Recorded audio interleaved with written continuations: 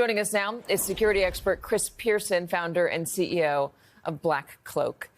Chris, thanks for being here. Signal is an encrypted app. It's like WhatsApp, but probably stronger. It means it's scrambling the information from end to end. The government did tell Americans to use this when China was able to get into our phone systems. So why is it not secure enough for our government officials to be having sensitive, top secret, classified conversations? Well, there are a few issues here, Katie. First of all is going to be in terms of just normal text messages. A text message that you send between yourself and your parents, your brothers, your friends, that is pretty much akin to sending a postcard, writing the information on a postcard that everyone can see in the mail. Not going to be secure. If you have to transmit that information to a family member, social security number, other information there, and you want to use encrypted communication, Signal is going to be an application of choice, but it is a consumer-based application. The real issue here is that for sensitive or classified information that is being used by and transmitted by the government, that number one, the devices must be protected, and number two, the application and the transmission of the data must be protected. Just simply using an encrypted app that is only consumer grade on a personal device is actually going to open up the United States and others, right, to foreign spying, hacking, and other risks. It is not insufficient to go ahead and protect classified or even sensitive communications. How would they go about doing that? If you are a foreign adversary or a bad actor, and maybe you're not even attached to a government, and you want to get into Marco Rubio's phone or you want to get into Pete Hegseth's personal phone to see what's on some of these apps, how do they do that? I mean, the number one thing that people are going to do is go ahead and do open source intelligence. So they're going to find the numbers that are associated with the individuals. Much of this information exists on data broker websites or is on the dark web, which of course cyber criminals are on, as well as nation states. Once you have that information, you can go ahead and try to send a smishing, a fake test message, or a phishing message to their known email address.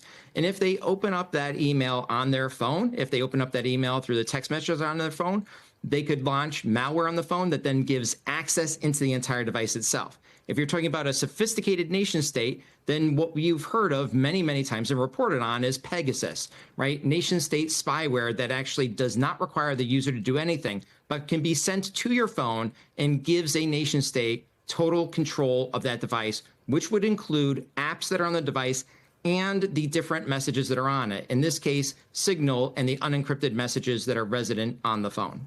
Is there any way for a bad actor to place somebody's phone number into a group chat? They keep talking about how they have their best guys working on trying to figure out how Jeffrey Goldberg got onto this group text message chain. Could somebody place him on? It seems that is going to be less likely. You've done this. I've done this. Everyone has done this. We've sent the wrong text message to somebody. We've added somebody to an email chain by mistake because their name starts with the same name or same initials. We've all done this before. This is why you separate the devices, right? You do not have your work device that is associated with the government be combined with your personal device associated with you individually, so you don't have cross-contamination. On Signal, you can actually have a setting so it does not pull from your contacts. And so you have to individually and uniquely add an individual to that text message, to that chat, which gives you an upper level of security. That probably was not done in this case. And this is probably more of a fat fingering of that contact being added in. Fat fingering. I'm thinking of Homer Simpson mashing his palm against the phone in The Simpsons. One other question for you about sensitivity and the ability of foreign governments to get into these phones. Steve Witkoff was in Russia when he was on this text chain. Tulsi Gabbard was overseas as well. She's not saying specifically where she was. She says she can't remember. If the Russians wanted to find out what Steve Witkoff had on his phone, could they?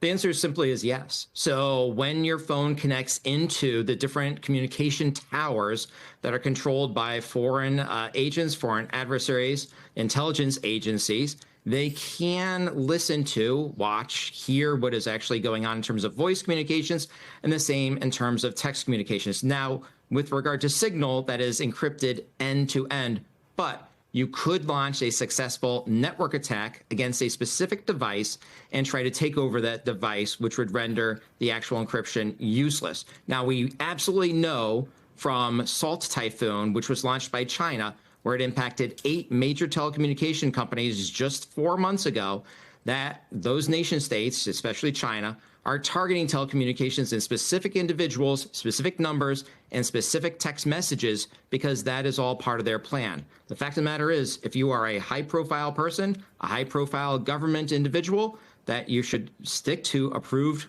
devices and approved communication mediums. Chris Pearson, thank you very much for joining us.